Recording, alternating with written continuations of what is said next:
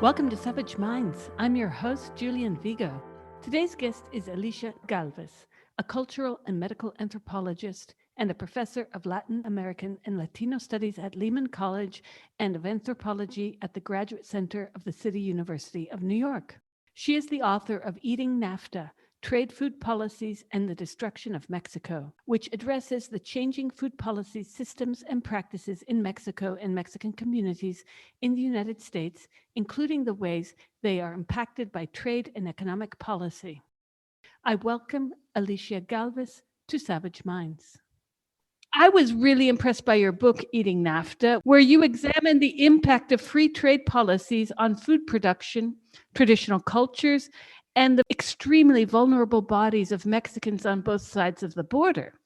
Your work is ethnographic in approach, combining political economy, medicine, anthropology, cultural studies, geography, even medicine, as you examine foodie trends in popular culture.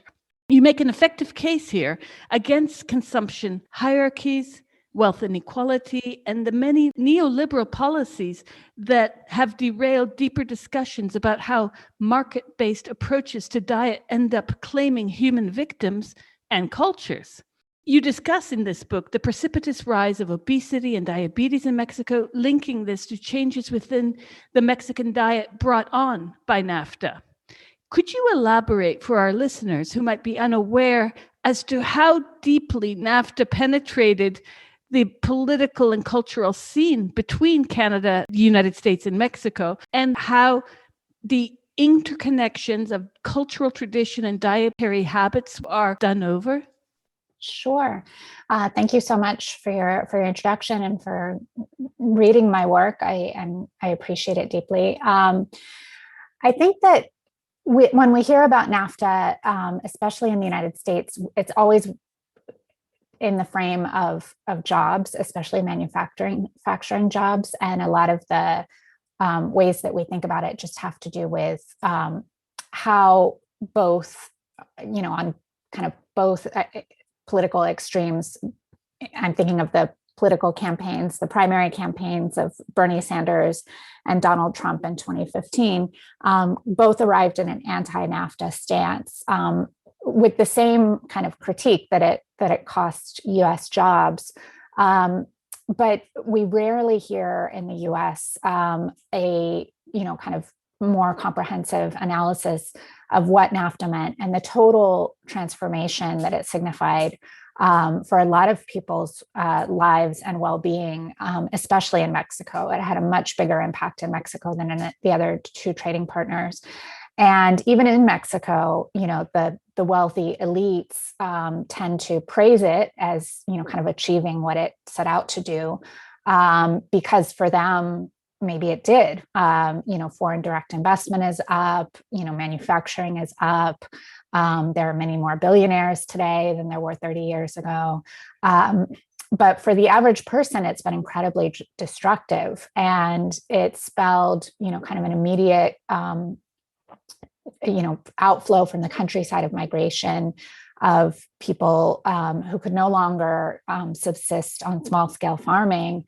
And some people who used to compete, who used to be able to sell their avocados, for example, no longer could sell their avocados because of built-in protections for Florida avocado growers, for example.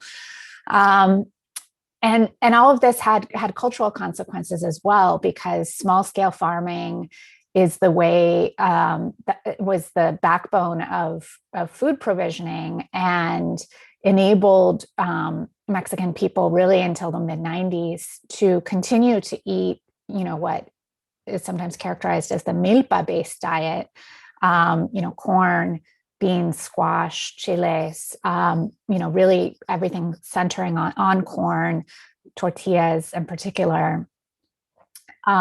If you don't have access to fresh ground corn, everything else changes. And so it really, had a tremendous, that has dietary implications, health implications, cultural implications, economic implications, changing ideas about kind of what constitutes Mexican national identity and its relationship to foodways. So many ripple effects, really. in your examination of how NAFTA affected food preparation, consumption in Mexico, could you elaborate for those listeners who are unaware how NAFTA shifted these traditions? What are some practical talking points here that you might point out that show direct impact from NAFTA in terms of Mexican eating habits? Well, when we think about that corn-based diet, it really relies on people having easy access to fresh corn, it's dried before it's used, before it's ground, but its proximity to the countryside is very important. So when we look, for example, at the massive urbanization wave in the middle of the 20th century to Mexico City, overnight, the city boomed into close to the megalopolis that it is today. One of the reasons that people didn't starve was because they still had family members in the countryside who grew corn and could get corn to the capital. And so we see, small scale corn farming really sustaining people, both in terms of, prevention of hunger, but also sustaining those cultural ties to the countryside and to rural ways of life. NAFTA, we see, was a much more violent transition because people rather abruptly lost access to land because of the ways that the Mexican government changed land tenure access, which had previously been guaranteed. Communal landholding had been guaranteed under the Constitution, and it was really challenged prior to NAFTA. We see Mexico pull corn support, corn subsidies, food distribution supports away in anticipation of NAFTA, trying to kind of be more liberal than the U.S. And Canada in terms of kind of proving its credibility, its free trade credibility prior to the agreement. And so we see many ways that people who used to, even if it was one thing among many that they would do in terms of their household subsistence strategy, corn farming was always present, and we see it really slip away. We see Mexico initially, kind of nominally try to protect its small-scale corn growers, an acknowledgement of the centrality of corn growing, not only to Mexican economies, food systems, and identity, but really is something that would be politically unwise to kind of mess with small-scale corn farming. We see an initial effort by the Mexican government to protect it. But then almost immediately we see, workarounds being established where Mexico gets diagnosed with a so-called corn deficit that enables the staged tariffs and protections of Mexican corn farming to be superseded by U.S. corn imports. And so we start seeing, cheap industrial U.S. corn coming in sooner than it was supposed to. It was supposed to not, kind of enter the economy until 2008, but we see it entering the economy in 95. And what that means is qualitatively different for the Mexican consumer because the industrial corn that's grown in the Midwestern United States is not intended for human consumption. It's great for animal feed. It's great for industrial applications, for making corn starches, corn fillers, corn syrups, ethanol. It's very good for those sorts of applications, but it's really not food in the traditional sense of the word. And simultaneously, what we start to see is, this kind of unfettered access of industrialized food and beverages to the Mexican market. And so NAFTA really favors the establishment of, really robust distribution networks all across the Mexican countryside. So places that formerly were marginalized from the Mexican national economy, considered too far off the beaten path to merit, kind of distribution channels, get folded in ways that make it so the Coca-Cola truck, is an omnipresent site in very rural communities that previously had been ignored, for better or for worse. And so, cheap processed foods become more affordable and more accessible, more visible, more prevalent, at the same time that traditional ancestral foods, corn-based cuisine, becomes more difficult to access. So people are not sort of suddenly opting for different kinds of food. It's a transition in which, some things come within reach and other things fall out of reach, with grave health consequences and economic consequences and social consequences. That was my next stepping point. The distribution and marketing affects a certain outcome within Mexico that has affected the health of Mexicans now, several decades later. Mm-hmm. We see just a massive explosion of chronic disease, and in the last couple of decades, diabetes is both more likely to be fatal in Mexico than it is in Canada and the United States, more likely to be diagnosed at a later date, and more prevalent. So we see between 70 and 80,000 deaths to diabetes per year by the turn of the century. And we see kidney disease. We see, the Mexican government becoming obsessed with the so-called obesity epidemic. I have my critiques about the pathologization of obesity, but it's the frame in which Mexico kind of understands the change to the Mexican body after NAFTA. And we see, just this really stark transformation of the ways that people access food and what food is affordable. And we know that industrialized foods and beverages are, crafted to be as appealing, sensorially appealing as possible. The sweetness, the saltiness, these are flavors that are, concocted in labs to maximize their appeal. We know that, there's that when they're cheap and ubiquitously available, and there are not other options available, that, people consume them. And we see, a marketing campaign that really pushes, processed foods as kind of emblematic of, and wherever we live in the world, we'll probably recognize these, marketing strategies of, being fun, being convenient, being easy. There's even a kind of feminist angle of, working parents can, use processed foods to feed their families if they, don't have time to prepare a more laborious home-cooked meal. And so we see, really vast rises in consumption in these products. And at the same time that in, the United States and Europe, we start to see, a much more concerted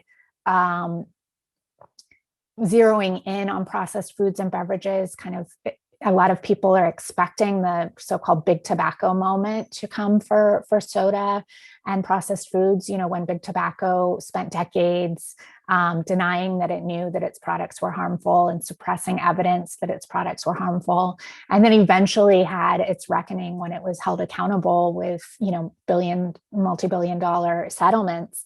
A lot of people expected food and beverage companies to be held accountable in the same way. And what we see, instead of a kind of mea culpa moment of these industries saying, well, maybe we should just kind of fold it in and not market these things anymore, they take two strategies. One is in, the United States and Europe.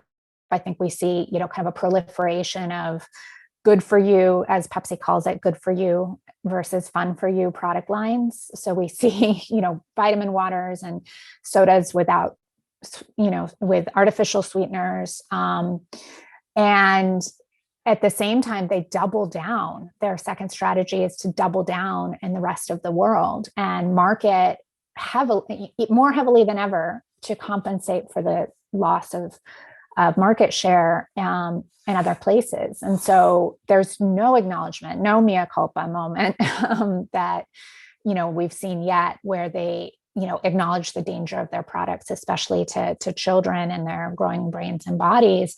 And instead they just, go harder to try to sell more before, the laws regulating consumption and taxation, as we saw, in Mexico with its soda tax, become more widespread. I lived in Mexico at two different points, one in the late 80s, one in the mid 90s. And it was interesting to me when people would say, let's go to the supermercado, the hipermercado. And I was floored by the introduction of fast food in the sense of chips and Cheetos, and I remember thinking, what on earth is this? Now, this was many years before. And as you well know, that all three North American countries, the US, Canada, and Mexico, have some of the highest obesity and diabetes rates on the planet. And I don't think the consumption of these foods and the rates of diabetes and obesity are coincidental at all. Indeed, we see from Galeano's Venas Abiertas de America Latina to the present day how exploitation of capital has amassed one form of destruction or another. And where Galeano's work, we could say, covers a large part of history of the conquests, I would say that we could make a claim that capitalist exploitation is still continuing today, claiming lives under a different guise. Might capitalism be viewed as an extension of colonial conquest? After all, can Mexicans, especially urban Mexicans, opt out of the junk food now flooding their supermarkets? Yeah, I mean, I think I agree with you. It's the conclusion that we have to draw. The evidence points in that direction, and I think we have to understand these things within frames established by Galeano, by Raúl Prebisch, where we really see this very parasitic form of economic development that's premised on destruction. And what we can see is that there's some particularly insidious forms of globalization, right? So there are some things that some people just say, well, that's globalization. That's the price we pay, right? So more people can get soda, big deal. More people can also get, needed medications or access to the job market or access to credit. And there's this sort of shoulder shrugging that these are kind of externalities to the mode of development that is ultimately beneficial. There's a few things I'd like to say about that. One is we have to see, did NAFTA achieve what it was proposed to do? It was proposed to reduce poverty. It was proposed, the goal was to expand the Mexican economy, to shift people into manufacturing roles. The Mexican president who negotiated the deal said, we will no longer export people, we will export goods. All of these things have not come true. Mexican poverty is the same today as it was in 1994, even while many other countries in Latin America have seen double-digit reductions in their poverty rates in the same time period without NAFTA deals. We can see that there was an initial explosion of migration when the Mexican government initially anticipated that 50,000 campesinos would be displaced from their land. The number was actually about 1 in 10 Mexicans in the 90s migrated to the United States. People did not find new places in the economy in the countryside. They did not find new places in the economy anywhere in their country, and found their way to the United States. And because NAFTA was a very poorly conceptualized deal, if it had been a deal like the European Union of, a regional unification of economies, then it would have allowed for the provision of human mobility. But there was only mobility of capital and goods conceptualized. The US government refused to even discuss human mobility as a component of the deal. So we see massive undocumented migration because people had to assume the burden of unauthorized migration on their own shoulders. And so, we just see this tremendous disruption in Mexico and in the region. So NAFTA, on the one hand, did not, the capitalist promise that was made was not fulfilled. On the contrary, incredible destruction was wrought. And then the other thing that I think, and this is something that, sometimes people push back on with me, but I actually think it's important to continue to think about. I think this is in many ways an innovation of capitalism. So we see the expansion of markets, as I mentioned a moment ago, in terms of places that were always excluded from the national economy, now being part of distribution networks. But I think that we see with NAFTA a new role for the Mexican citizen. Whereas, when we think about, kind of Fordist capitalism, the role of the worker is in manufacturing, is to dedicate their labor. We see with globalization, there's a deterritorialization of that process, but labor is still central. But what I see happening in the last couple of decades is really a role that pushes labor to the margins of the equation. There's less centrality of the role of the worker in terms of their labor contributions. And instead, the average Mexican citizen's contribution is consumption. So we see value being generated by people who are never being incorporated into labor markets. There's a vast number of people in Mexico who are referred to colloquially as the ni-nis, ni estudiando, ni trabajando, neither studying nor working. There's, in spite of expansion in some areas where some people are getting more manufacturing jobs, there's a massive increase in the automotive industry, aeronautics. A lot of people are not getting jobs and are not getting educational opportunities that would enable them to support themselves or their families. And so we see at the same time this very vast expansion of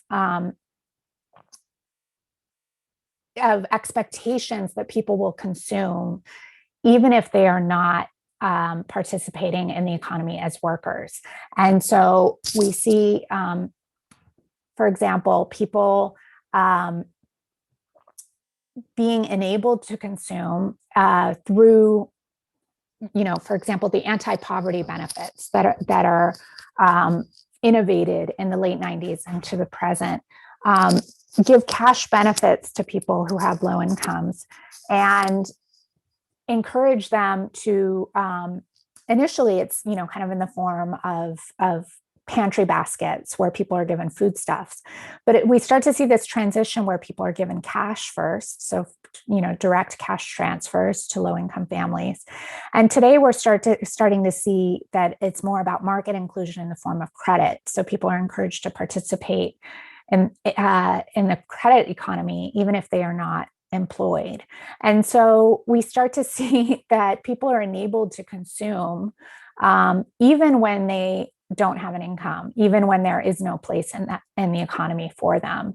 And that consumption is so important to the economy that it becomes, as I think it's Lauren Berlant who describes, kind of a binging sort of economic contribution in which people are expected to consume even when it stretches their human capacity physically, right? So we can imagine obesity as kind of a way to store, and Julie Gutman writes about this as well, to store, kind of the excesses that the market produces.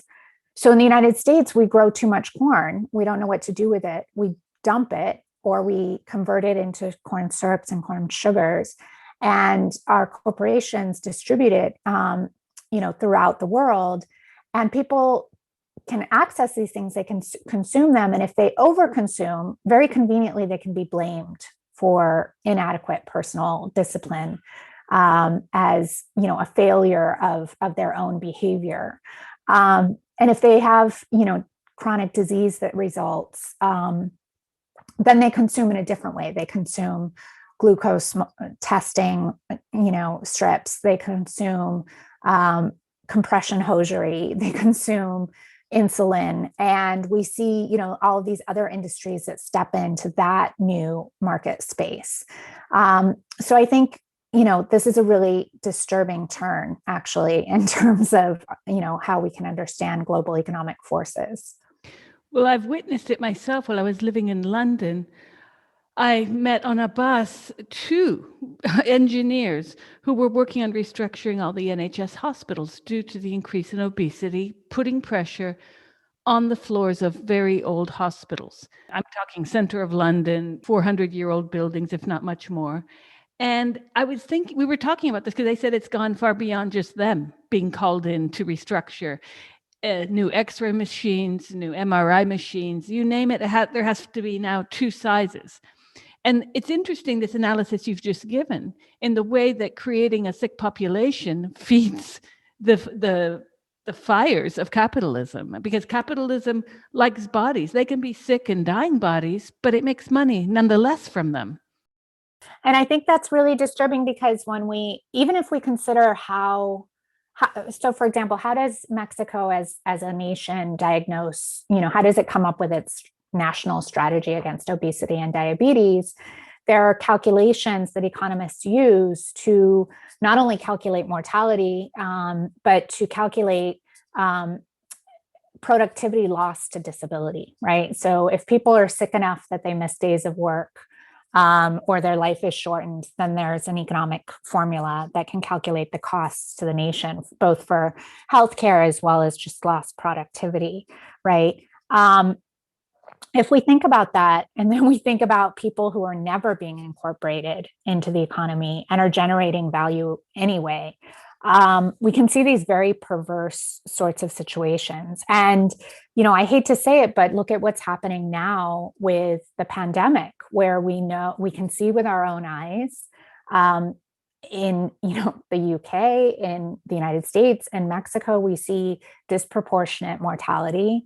And yet we see in the United States and Mexico, at least, we see this booming stock market, where the economy seems unimpacted in that measure, at least. We know that people are, losing jobs, losing their homes, the looming eviction crisis. And yet somehow the stock market seems unaffected. And so there seems to have been, historically, at least, when we think about, and if you go back, as I think you've done in some of your work, I think, if we go back to thinking about what Galeano wrote about in terms of, the mining, the United Fruit Company, if we think about that model of capitalism, where a corporation would, create kind of a total universe, a company town in which, workers would be incredibly exploited, but there would be a minimum investment on the part of the corporation into keeping workers alive and able to work, right? So healthcare services, housing, food, everything had to be adequate enough that people's ability to work would not be impacted. And if we, have an economic model where people can be sick and dying and still generating profit, we're in trouble. We're seeing this everywhere now with all the discussions around COVID, the elision of class politics entirely, which blows my mind, because it's happening in the States, it's happening all over the so-called developed West. I find it quite underdeveloped in that sense. You've had very few countries stepping in to protect renters, the most vulnerable people. So what you just stated about the stock market made me think, well, they've just disappeared all the lumpen proletariat, haven't they? Mm-hmm. If you can have a market be healthy that is existing with a huge sector of the population that doesn't know how it's going to pay rent and possibly eat tomorrow, we have a problem. We absolutely do. So I'm thinking about the way that NAFTA, and I know this wasn't the focus of your book at all, but in 94, there were a lot of fast food joints around the States and in Canada. Mm-hmm. That was always part of the American panorama since the Second World War as they slowly built up.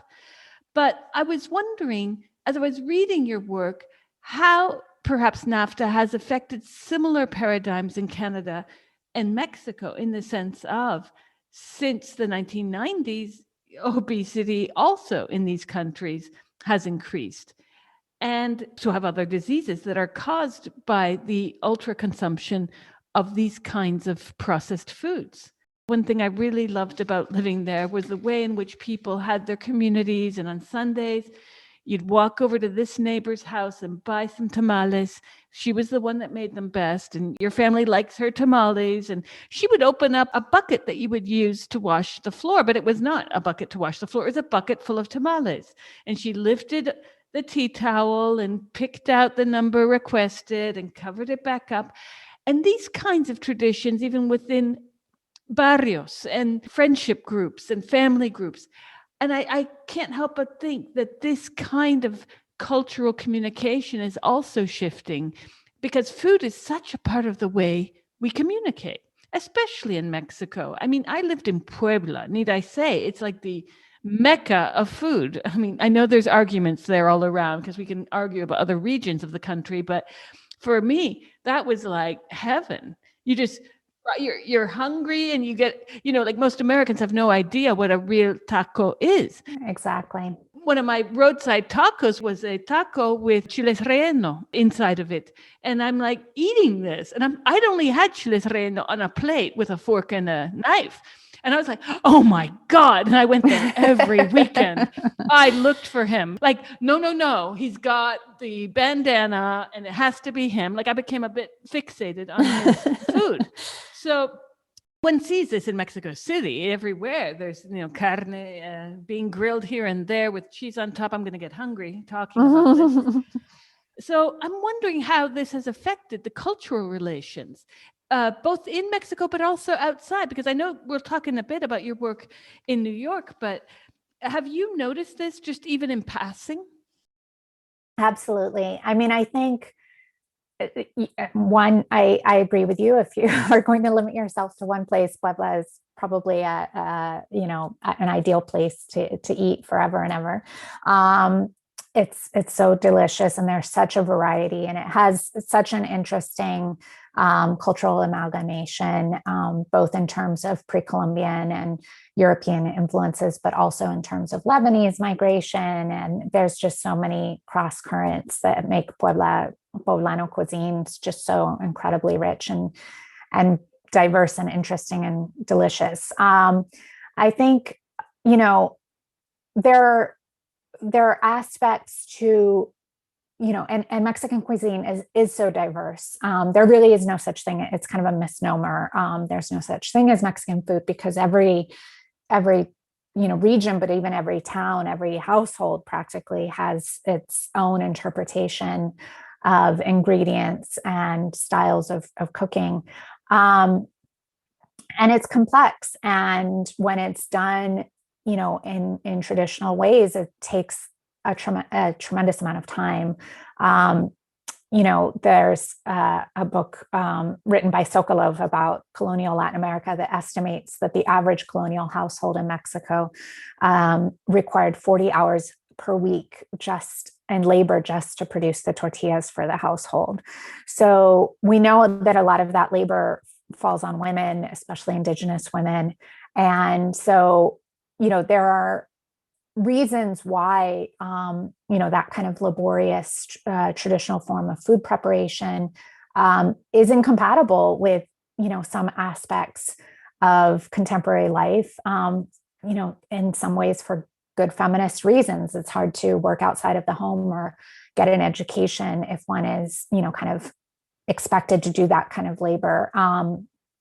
And a lot of the Patravera locality of, women joining their partner, their male partner's household, and being recruited as they're part of their mother-in-law's domestic labor team, contributes to all kinds of oppression and exploitation that really truncated women's opportunities for self-fulfillment and autonomy. So there are lots of reasons why the promotion of fast and convenient foods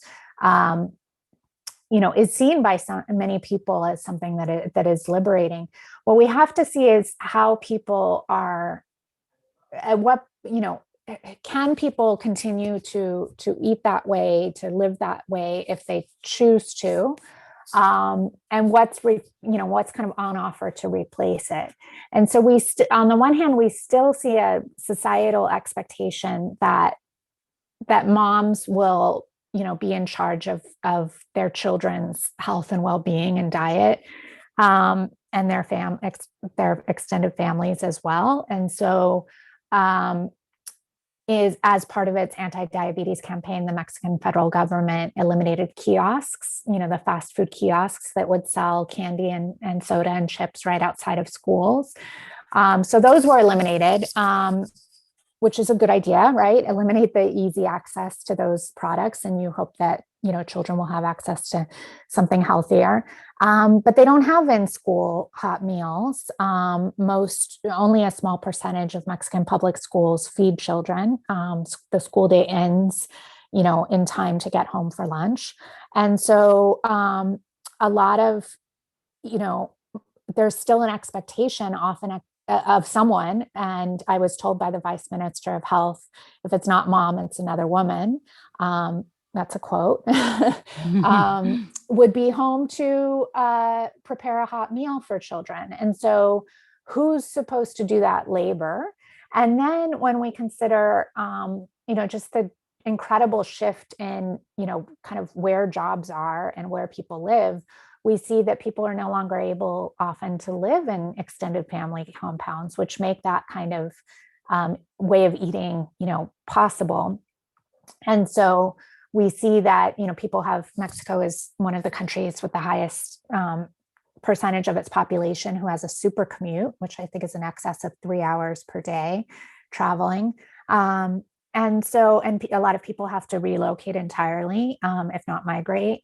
And so we see this kind of dispersal of the family unit. And so that really makes it difficult for people to continue to eat in these complicated ways. Now, the woman in the neighborhood who sells tamales, from her kitchen is a wonderful, substitute. Not everyone needs to make tamales if you have a neighbor who makes the best tamales ever. And so, that kind of thing fills in the gap in a lot of ways. And I think that continues to be very important to a lot of people. But can that person make a living off of doing that? And, are the relationships of trust, do they still know their neighbors? Because so many people have had to, leave and relocate, and their families have been splintered by economic exigencies. And then the other thing is that there's been, there's a classist and racist characterization of street foods as being unhealthy. So at the same time that Mexico is kind of, marshaling this grand campaign to address diet-related disease, we see this sort of framing of anything that's consumed in the street as being noxious to health, which is utterly untrue, because there's nothing inherently unhealthy about the location in which one consumes food. But we see this sort of, painting with a broad brush, all kinds of street foods as somehow contributing to the obesity and diabetes problem. And so, I think that all of these factors intertwined are really threatening, that kind of fabric of food provision that you remember so well. You're listening to Savage Minds, and we hope you're enjoying the show. Please consider subscribing. We don't accept any money from corporate or commercial sponsors, and we depend upon listeners and readers just like you. Now, back to our show.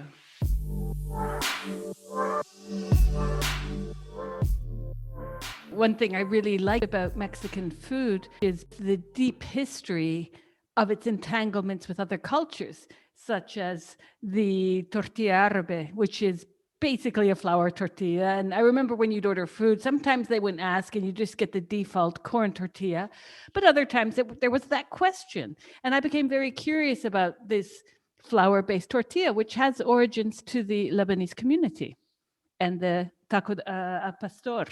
So I think it's quite fascinating that on the one hand, you have the cultural violence that NAFTA brought to the Mexican people and bodies and culture. And on the other hand, throughout history, Mexican food has always been, as you said, it's very regional. There are so many things that you can't find outside of Puebla and vice versa. You can't find outside of Oaxaca, for instance. But there's certain things about the food that I really love in terms of it being always available, such as Jamaica. I remember the first time someone asked me if I wanted Jamaica, and I'm like, I was thinking of the country, Jamaica. And so these are hibiscus leaves that they stew in water and sweeten or not. And this is such a lovely drink. And to think of this being replaced by Coca-Cola or Pepsi Cola to me is sacrilege. Are Mexicans who are not wealthy, because as you and I both know, Mexicans who are wealthy, even living in El DF, will have access to lands outside where they have their farm and they can grab their fruit. Are Mexicans replacing some of the toxic food being imposed upon them with other alternatives, or are the alternatives not there? There has been very little effort to really, promote Jamaica or limonada con chia, or there's thousands of varieties of Mexican beverages that are really wonderful. Every one of which is better than a Coca-Cola. And there's been very little effort to promote these as health resources. If you live in the United States, and I don't know if it's the same in the UK and in other places, you almost can't go to the supermarket or turn on the television without seeing, a magazine with recipes for tacos, a food documentary on Netflix about tacos in Mexico City, a travel channel program about, taking a taco tour in Mexico City. This kind of cuisine is being promoted as a tourism resource. The Mexican, Ministry of Tourism has these beautiful high resolution, brochures that they distribute at the airport and everywhere else that kind of encourage you to partake of the gastronomic diversity of Mexico. But when we look at the health and the education campaigns associated with the diabetes epidemic, we don't see a promotion of drink Jamaica instead of Coca-Cola. We don't see any sort of structural effort to make water cheaper than soda, which is a problem, believe it or not. A majority of public schools don't have potable drinking water. And so there's just really not, and this has to do with long-standing, strands of racism and classism and anti-indigeneity specifically that, frame, indigenous foodways as inadequate. And so we don't really see that kind of promotion. And increasingly, we are starting to see it, kind of being subject to this speculative, effort by foreign chefs and by a few Mexican nationals who, kind of are marketing to a very elite global foodie crowd, the kind of culinary diversity of Mexico. But we don't see it being, that campaign being made to the Mexican people. And so people tend to, kind of sheepishly, say, well, if you say, what's your, health strategy or what's your favorite food, people say, well, I have a weakness for vitamina T, vitamin T, right? Tacos, tamales, tequila, tostadas. I could go on and on and on. Tlacoyos.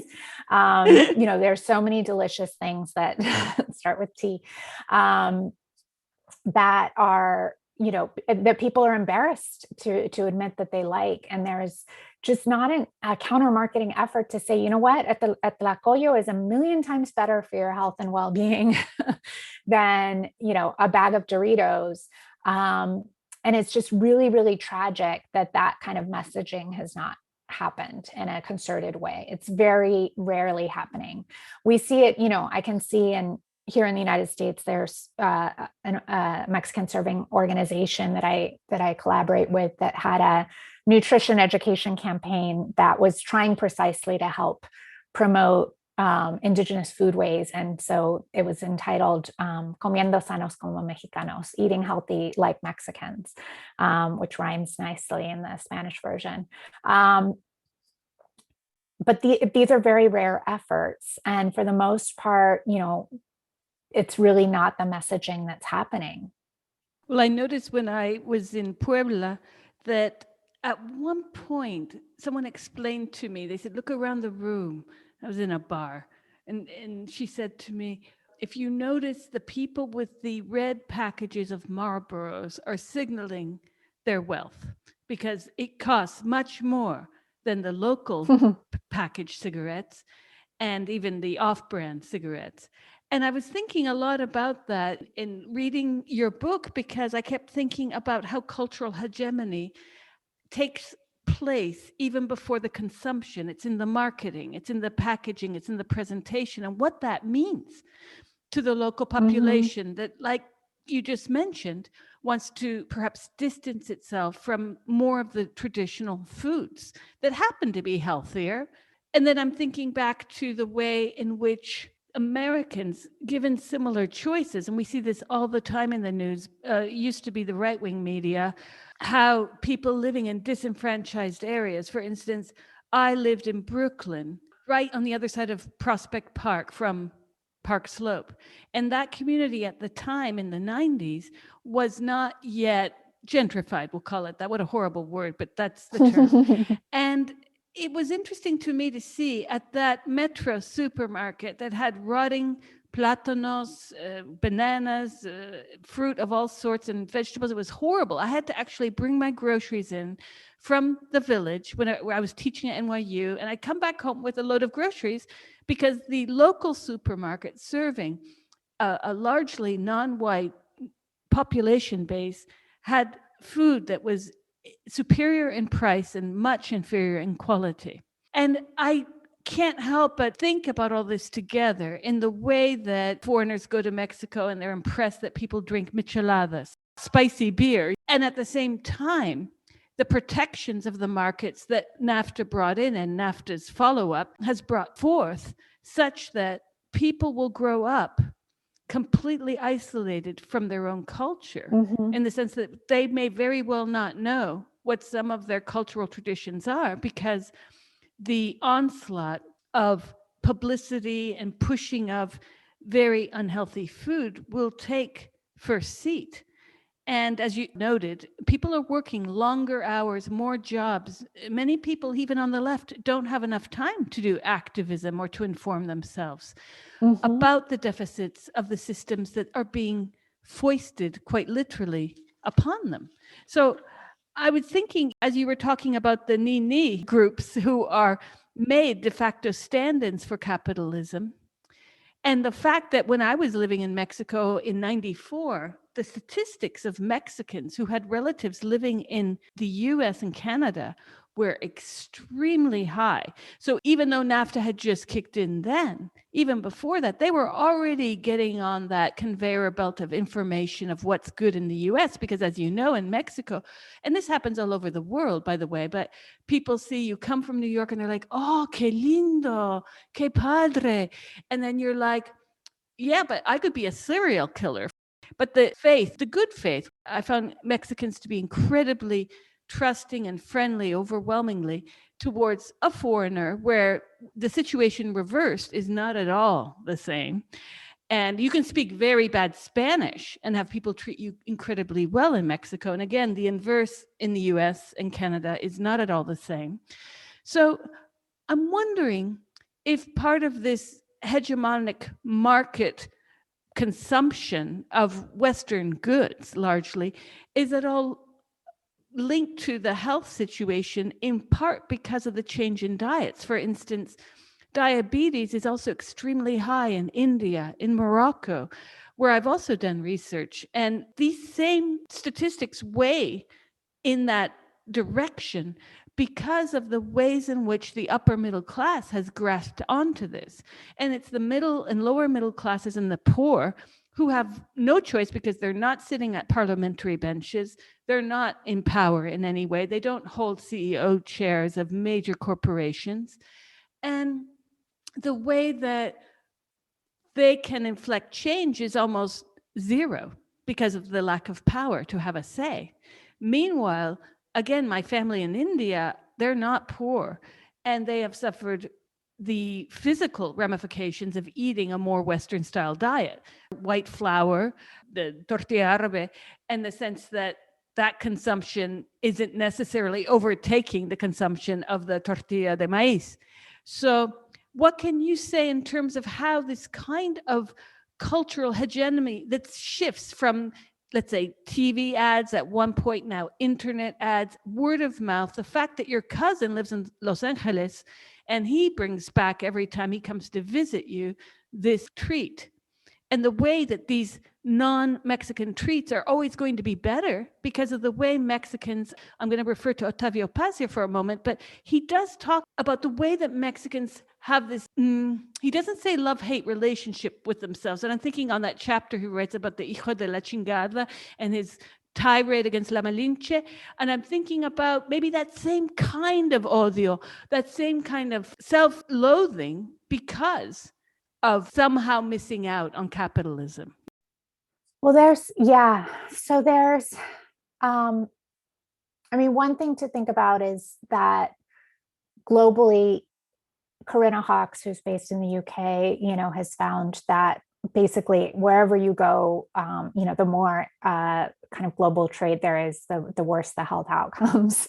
Globalization is associated with chronic disease over and over again. And we see this, widespread epidemic around the world. And so it's not unique to Mexico for sure. But I think, it happens in unique ways in each place. And so in Mexico, there's this sort of in one aspect of that globalization, when we talk about immigrant health, one of the things we talk about is dietary assimilation. And this was kind of the way I backed myself into doing research on trade policies in Mexico, was really after, a couple of decades of doing research with Mexican migrant communities in the New York area. And, one of the themes that we always have looked at is dietary assimilation, thinking about the ways that migrating to the United States, is not good for people's health and constitutes, a negative shift in terms of people's foodways. With negative health consequences. And now we are seeing globally, dietary assimilation happening without migration. So people never leaving, in some cases, the rural communities from which they have, their families have originated. And yet they have their timeline, their dietary life history looks like dietary assimilation without ever having migrated. So that's, strange and surprising and worrisome. The other thing is, in Mexico, that it's a perverse kind of confluence of very long-standing racist ideas about the countryside and about indigenous people in particular, who have always been seen as ill-suited to modernity. And a drag on progress and on the economy, which is terribly ironic because they're the only ones who have sustained the economy consistently since before the colonial period. And, but there are these very particular frames that get revived in the NAFTA era. So, sort of this notion that, as we see kind of Gutman and Carney write about, kind of bio citizenship, kind of the thin, svelte, body type associated with, kind of white, wealthy, powerful people in the United States, we see that happening in Mexico too. So then, models are tall, thin, and white. And, having a rounder body silhouette is associated with indigeneity.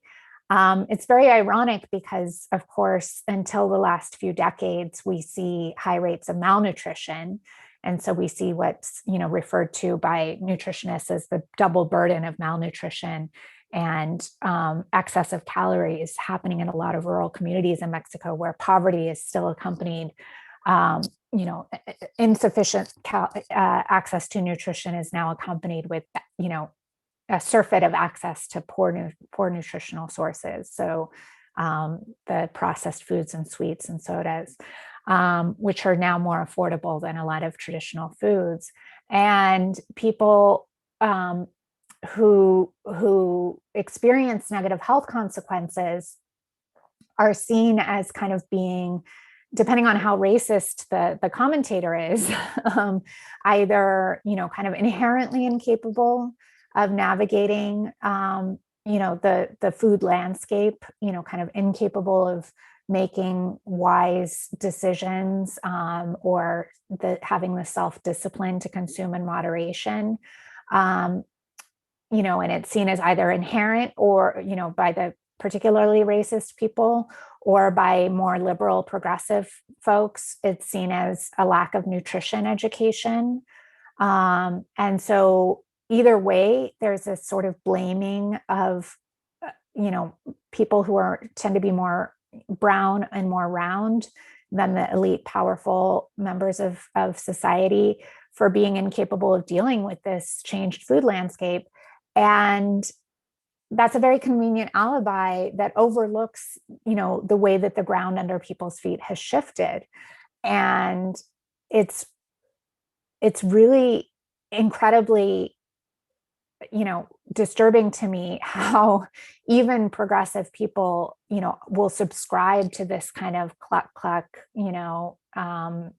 pity towards, the incapacity of people who need better, decision-making power or better nutrition education to know how to navigate this changed landscape, without taking any sort of responsibility for the decisions that the powerful have made to rework the landscape, to rework the food system, to rework the economy and the ways that people are expected to insert themselves in it. And it's just really disturbing. And it's very convenient for the food and beverage industry, which are like, oh yeah, we support nutrition education and exercise. That's what we think everyone should be doing, instead of, taxing our products. When I lived in Nicaragua, the Sandinista government at the time had instituted educational forums within all communities to teach people about how to eat, even vegetarian lifestyles, so they knew how to mix certain types of lentils or beans with rice or bread, etc. And I found that really impressive. And of course, that was Sandinismo. Here we are. But it still speaks to the power of government to have the ability to do this. And clearly, the Mexican government has not. Yeah, absolutely. And that's an interesting comment because, one of the things I use in my teaching, one of the most radical documents I've seen in the last 2 decades is the Brazilian nutritional guidelines under Dilma Rousseff,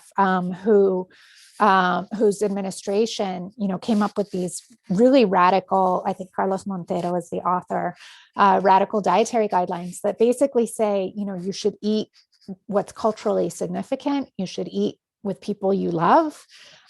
There's no mention of portion size. There's no mention of calorie counting. It's all about, eating foods that are culturally significant and avoiding processed foods. And, it just, in contrast, reveals how incredibly beholden to the food corporations, the US FDA is, the Mexican nutritional guidelines, they're just really documents written, to cater to economic interests and the food industry rather than health and well-being. So yeah, I think it makes perfect sense that the Sandinistas would have, that kind of approach. And I think, we can see it in truly radical spaces, but in a lot of places, what's considered radical has really been, dulled and softened by pressures from, economic interests. I'm going to shift over to your paper you published last year called Paqueteros and Paqueteras, Humanizing a Dehumanized Food System, where you look at the paqueteros, who are informal couriers specializing in delivering goods between family members, often divided by borders, a labor which is positioned smack in between the formal and informal sectors of transport of goods and food provision. You describe in your book, in this essay, some of the foods that are transported. I'm just going to read it. It's beautiful. Dried chiles, bread, especially festive breads like pan de nuez, a walnut bread associated with Christmas holidays in its region, conserves of fruit, pumpkin seeds, dried hibiscus, jamaica flowers, wood ash for nixtalamizing corn, dried herbs, spices, dried and ground corn, sweets typical to the region, and home remedies. You list many within that. I didn't read the entire list, but when I read the list, I kept thinking, wow, I had a cut a few years ago and I didn't want a scar. And I wanted to get that special balm from Mexico that treats the scar. Now I've forgotten the name of it. It's Tepescoite. Having knowledge of how Mexicans eat and how they even use herbs for medicinal purposes, especially. Your essay looks at the importance of informal food couriers in a community dependent upon factors such as the recentness of migration, mobility, and the extensiveness of formal purveyors of key ingredients of foods. Why is this trade of food so important for Mexican immigrants living in cities like New York?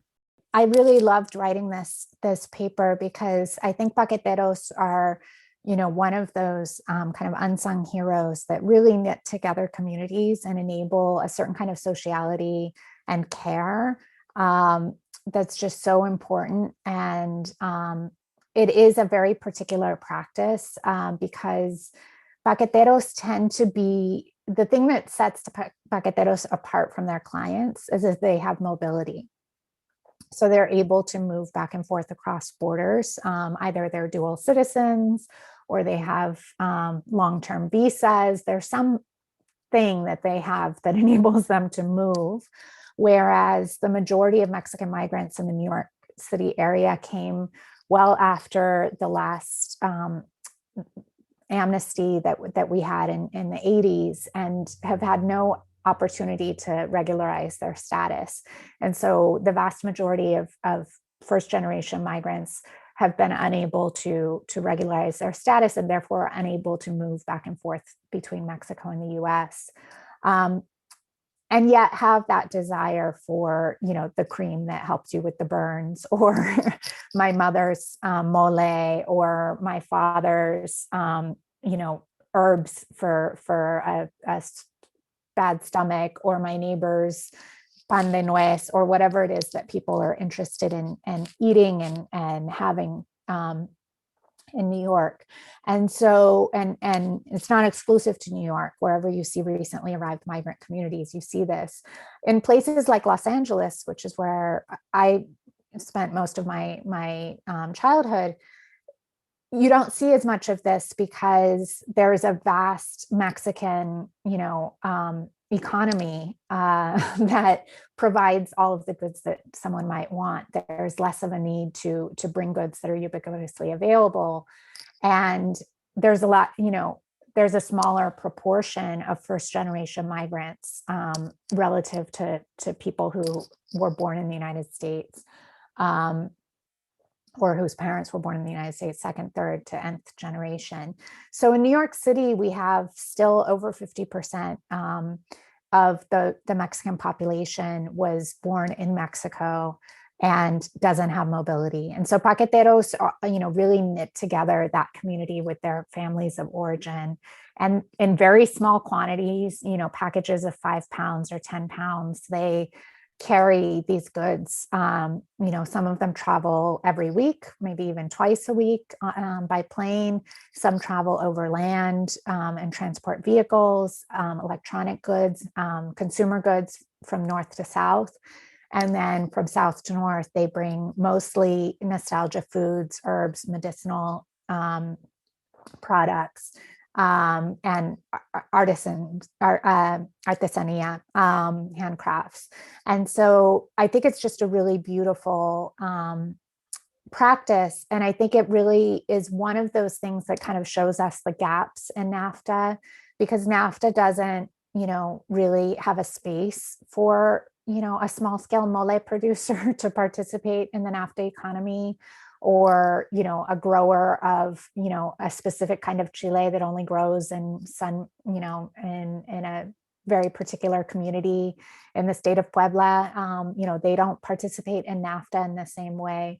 And so it shows us how NAFTA really caters to the larger corporations, and there's so much that's left out. If you go to the quote unquote ethnic foods aisle in the average US supermarket, all you'll see is Goya products, or maybe Mission products. You'll see the same tortillas, beans, and there really isn't the kind of specificity that enables people to make food that they recognize from their communities. And so paqueteros really fill that gap.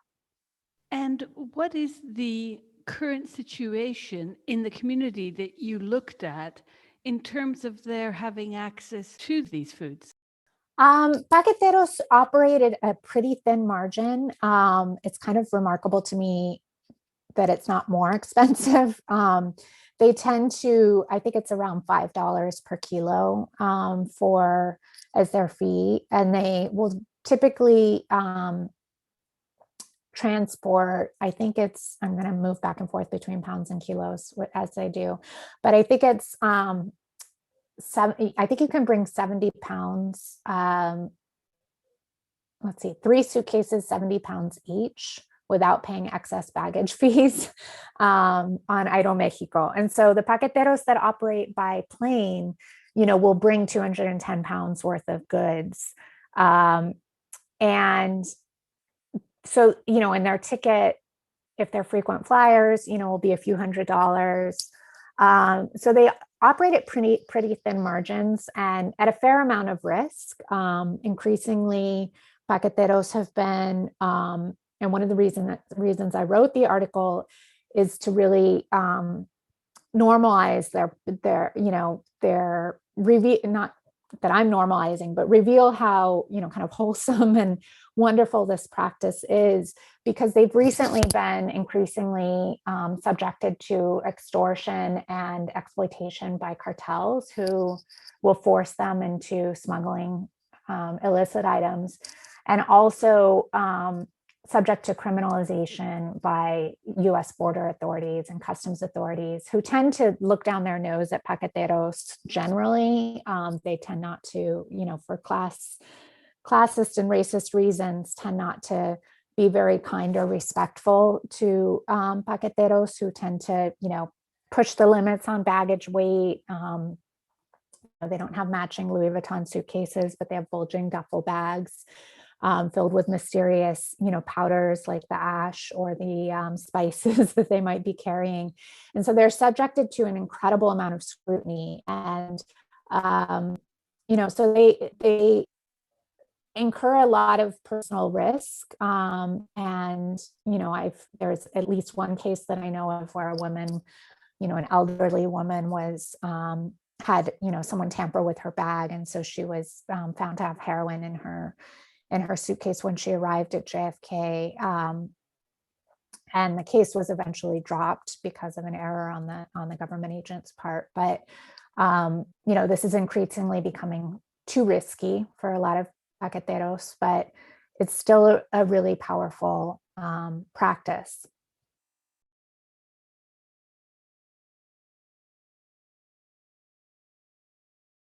It's interesting. After I lived in Bolivia and was very aware of the US presence there in trying to control the production of coca, which is used largely for cultural purposes, medicinal purposes, and the mate de coca, how the producers of coca are being paid to convert their crops to something else.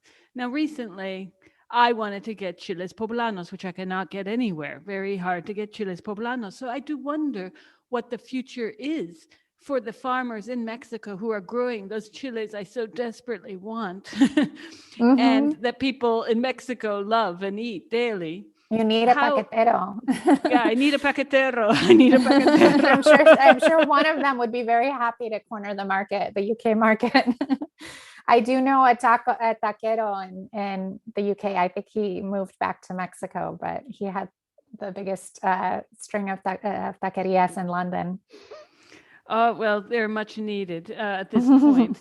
But in the context of the US Mexico food policy after NAFTA, now renamed the US Mexico Canada Agreement, along with the increasingly globalized food system that is taking a toll on the human scale food production, processing, distribution, and consumption in favor of industrialized corporatized food, how do you view the latest redraft of NAFTA in terms of the cultural heritage of food growing and consumption throughout Mexico, the US, and Canada? Unfortunately, the USMCA really does nothing to improve the situation. I don't think that was even on the radar, sadly, of the negotiators. As we know, Trump, kind of came into office threatening to rip up NAFTA, saying that it was a bad deal and that he was going to get a good deal. And so there was a moment where I personally was in the paradoxical position of, having written a whole book criticizing NAFTA and then really dreading that he might get rid of it because that could be even more destructive to just, rip it up.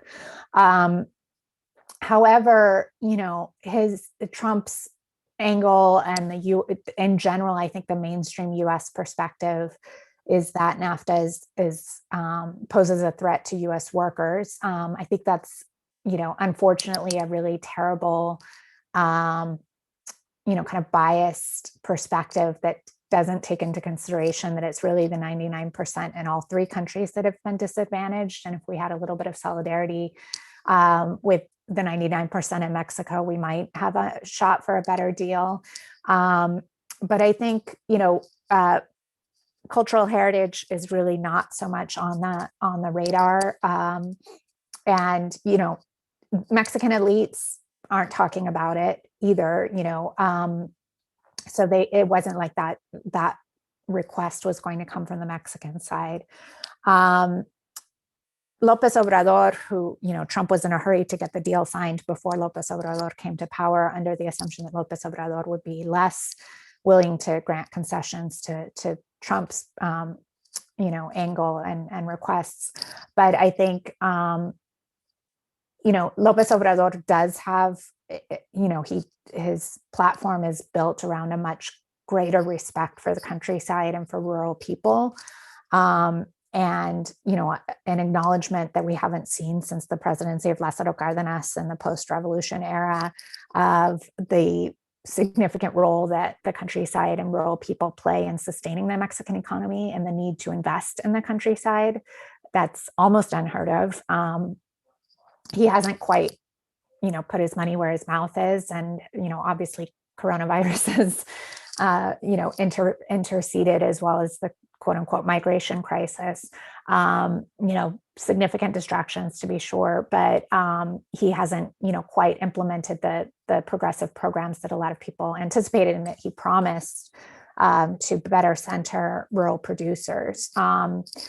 So, there really wasn't anything in the USMCA renegotiation that would protect small scale producers or cultural diversity, culinary diversity. And there are some enhanced environmental protections and labor protections. The AFL-CIO, which opposed the original NAFTA, ended up supporting the USMCA. And we saw Nancy Pelosi, kind of, in some ways, I think it was a political performance of, kind of pushing back against Trump until she got the concessions that she wanted as far as labor and environmental protections. But I am not optimistic because the original NAFTA agreement had labor and environmental protections that were routinely flouted. So I don't particularly see any, vast increase in enforcement of the labor and environmental protections that might ensure a more level playing field for workers. And a lot of the new kind of provisions in NAFTA just make things better for corporations. So things like intellectual property agreements are really not about, can a small scale mole producer compete in this economy, but rather are about, US corporations. And, for example, seed patents, things like that, which, we could argue are just inherently unethical. And then we see things like the enhanced capacity of corporations to sue federal national governments for violations of trade agreements. So when Mexico tries to, for example, ban glyphosate and, ban GMO corn, it can be sued and is being sued by Monsanto, by Bayer, to as violations of the NAFTA agreement, in terms of its own regulation of its own practices. Mexico has recently increased its kind of campaign against diabetes and obesity by putting front of package labeling, the stop sign symbols on the front of packages, as well as banning marketing to children. Oaxaca has a state level law that makes it illegal to sell junk food to children. So junk food and soda are kind of in the same category as tobacco and alcohol, that you have to be of age to purchase it. And those governments are being sued by the corporations that want to market these products. So I'm not particularly encouraged, unfortunately.